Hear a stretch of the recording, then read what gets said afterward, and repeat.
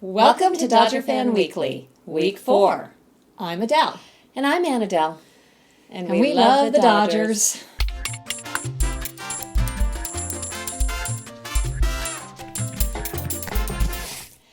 It's been a rough week. Rough. We have some highlights. And again, some lowlights. Dodger I'll tell you. low. Well, yeah, we got swept by the Padres this week. Yeah. At home for the first time since 2004, I think. But it's only April. Let's think about that. It It is only April. What are we worried about? Oh, I feel better already.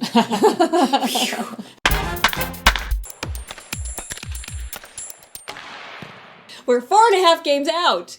There are 146 games left in the season. We're only 1/10 through. It is April, okay? No panic. Simple. Scott Andes Right. made a really good point. The real problem is a lack of taking extra bases and going from first to third on base hits. The Dodgers are one of the worst teams at taking extra bases. Right. That's a good point, and why is that a big deal? Why? I mean, when's the last time you can see a Dodger running from first to third on a base hit? Getting around the bases is the goal, and so hanging out on first isn't working for us.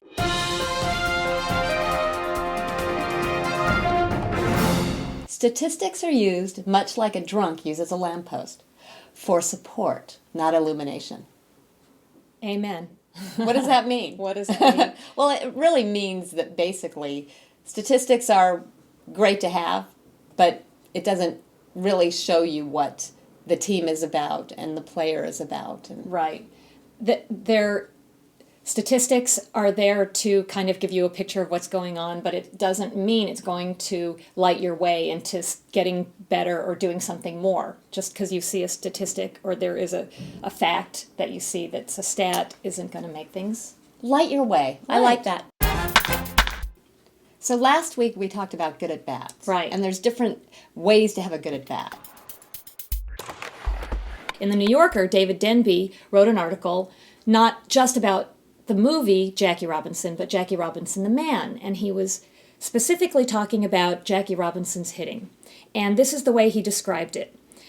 He said, he stood close to the plate and held the bat high. As the pitch came in, he pulled the bat down, angled it parallel to the ground, and took a level swing. A swing very different from the homer-seeking, flailing uppercut that has become standard among current players, who have produced the highest strikeout numbers in baseball history. Yes. And Robinson, in fact, didn't strike out much, and his career hitting average was .311. That's incredible. Right. Because I picture a big swing just like a golf swing with a big follow-through. Right, which is what we have now. The Dodger lineup, talk about good at bats. They get up to swing and hit it out of the park every time using this big looping golf swing. And Mark McGuire's the batting coach, and maybe that worked for him, I don't know. But this level swing I don't see anymore from the Dodger hitters.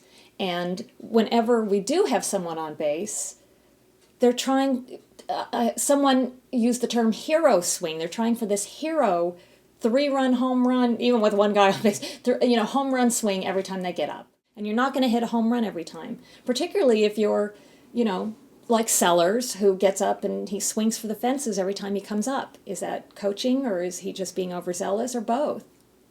Probably both. Mm-hmm. But we need to get people home, so. Right. Okay, it's time for fan questions. When the Brewers visit, that will be this week, would it be inappropriate for Dodger fans to chant Dino Lorenzi when Ryan Braun comes to bat? Well, Inappropriate. that's pretty funny, actually. Do you know who It's he not is? a bad word. It is funny. That's a funny fan question. I do. Do you? I do. Okay, who is he? He was the drug tester who kind of, he ran out of time, so he stuck it in his fridge. Oh, the samples, the Braun Yeah. samples, the late Braun sample guy. Okay, well, I think it'd be funny. I think it would be I think funny. we all should do it. We should make posters. Okay. Dino Lorenzi. Okay, let's talk about next week. Pretty exciting. The Dodgers are on the road and they're playing the Baltimore Orioles. And then we get to play the Mets. Kershaw is going to pitch. We get to see Lily because good. our 8th pitcher is going to be pitching in that series. And then they come back home for the weekend series and they play the Milwaukee Brewers. Dino. Lorenzi. Well, I'll tell you who's hot. Beckett. He pitched a full 9 innings. By the 9th inning, he only had 92 pitches thrown. Yep. And we lost that game 1-0. I'll tell you who's hot. Adrian Gonzalez. Adrian Gonzalez is a one-man gang. He's leading the team in batting average and home runs and RBIs and hits and Adrian Gonzalez. Yeah, he smiles and he is hot. He is hot. Let's see. My hottie for this week? Hottie. Capuano. Oh. He has such great shoulders, and then he got hurt. So. Yeah. My hottie this week is A.J. Ellis. Oh, yeah. I think he gets overlooked. He really is a hottie. He is a hottie. What do the following team names have in common? Atlantics, Grays, Bridegrooms, Grooms, Superbas, Robins. They all end in S. I don't know.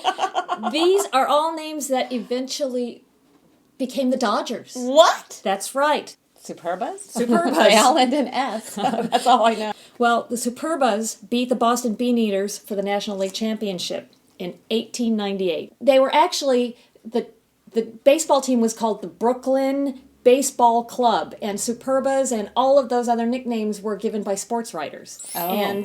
But the name Dodgers didn't stick and didn't become official until 1932 when the name Dodgers appeared on their home jerseys. Oh. And then it became conclusive name in 1933 when the name Dodgers appeared on both home and away jerseys. Oh, that's really cool. Yeah, It's really cool. that's how they became the Dodgers. I love it.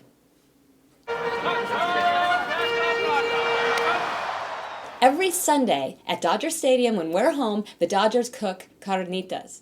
Every game, carnitas are served at the stadium. Viva los Dodgers. Ele!